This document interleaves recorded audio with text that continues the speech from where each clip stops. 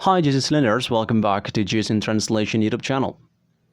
So, kali ini kita hadir lagi untuk memberikan kalian pelajaran tata bahasa Inggris atau yang kita sebut sebagai grammar lessons. Dan ini, grammar lessons ini ditujukan untuk kalian yang masih di level basic. Oke? Tenang aja, kita nggak cuma meminta kalian untuk menghafal, but we got you to understand more. Okay, English pattern based on their functions. Kali ini kita akan fokus ya untuk mempelajari serial frasa kata kerja dan konteksnya. Dan kita akan belajar memahami konsep dari auxiliary verb. Sebenarnya is, MR, do, does, have, has, had, itu maksudnya apa sih dalam bahasa Inggris? Oke, kali ini kita akan jelaskan. Let's check it out.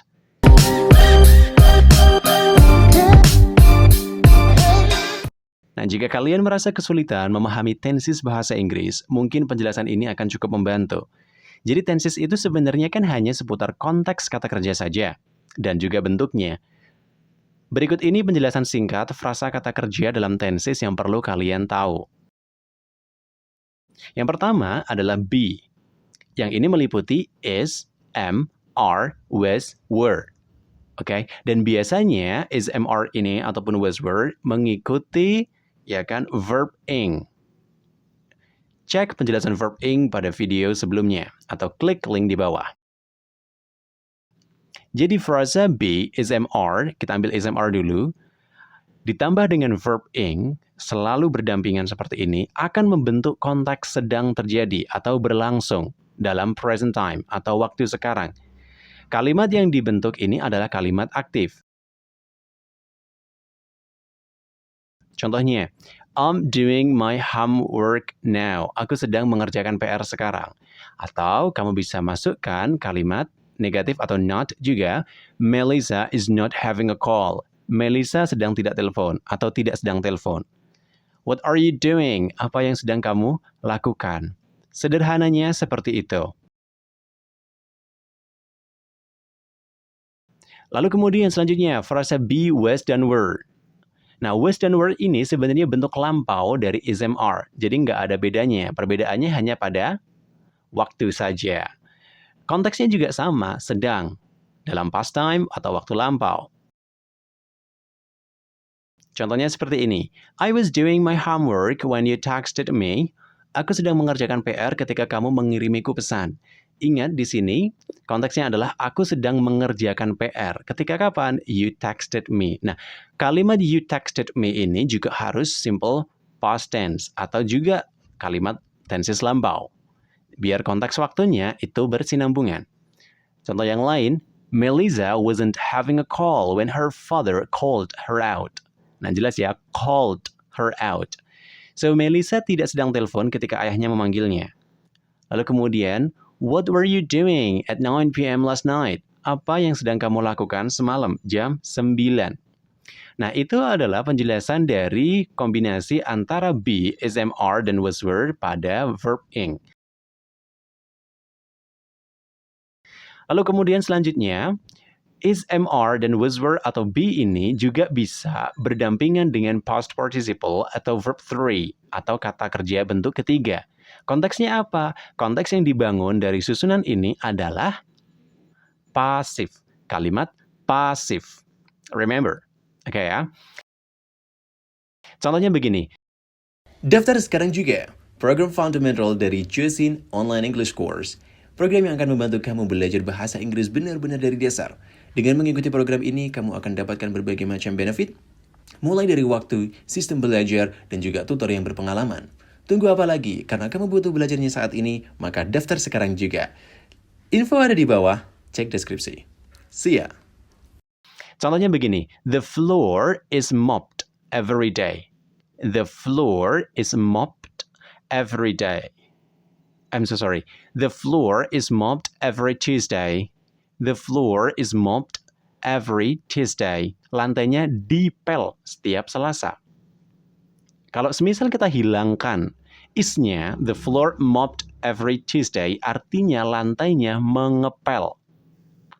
Oke, dan every Tuesday itu salah karena konteksnya mopped dengan additional ed atau kata kerja bentuk kedua ini adalah lampau. Oke ya, jadi jelas ya, begitu pentingnya kombinasi kata kerja dan particle ini. Kemudian selanjutnya, I am never invited to Roy's house. Aku tidak pernah diundang ke rumah Roy.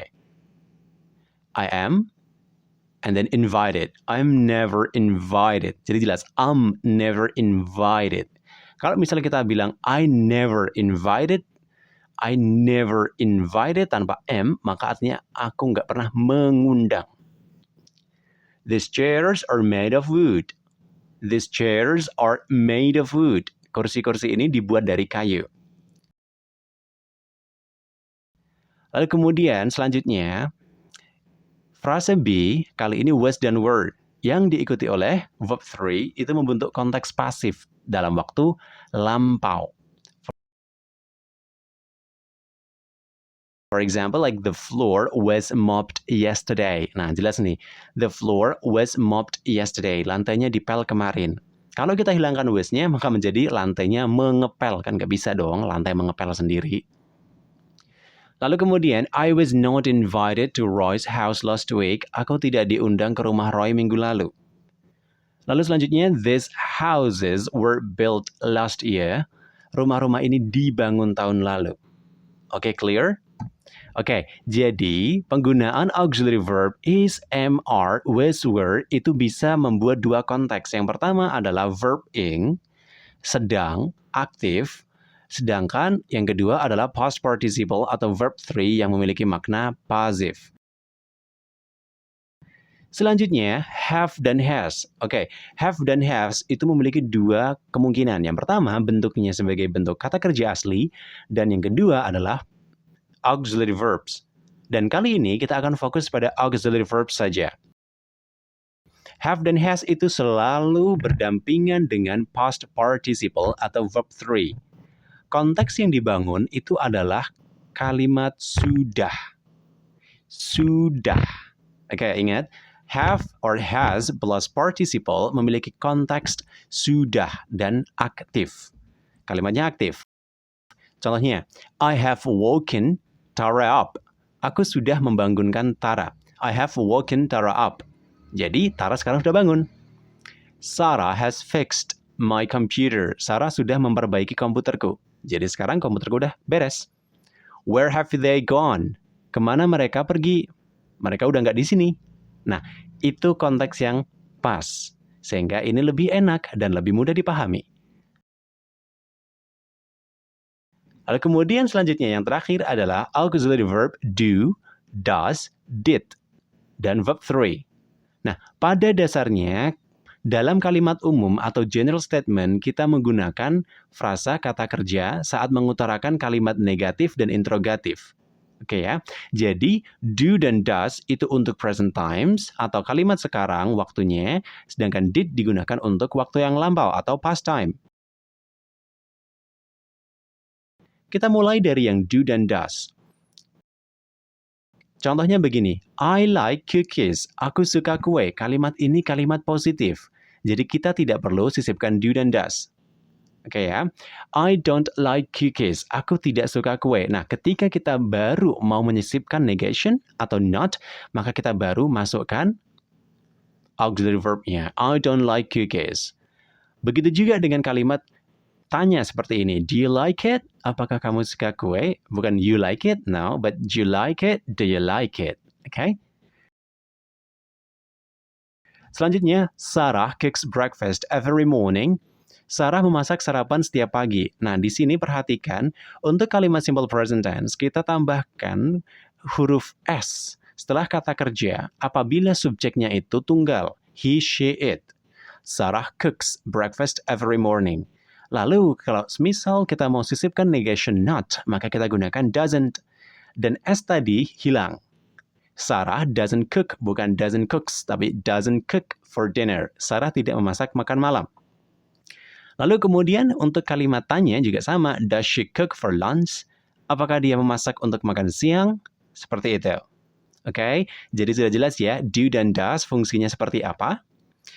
Lalu kemudian yang terakhir adalah did, yaitu sama dengan do dan does, digunakan untuk past time. Dan ini mengcover semua subjek. Jadi subjek apa saja tetap pakai did.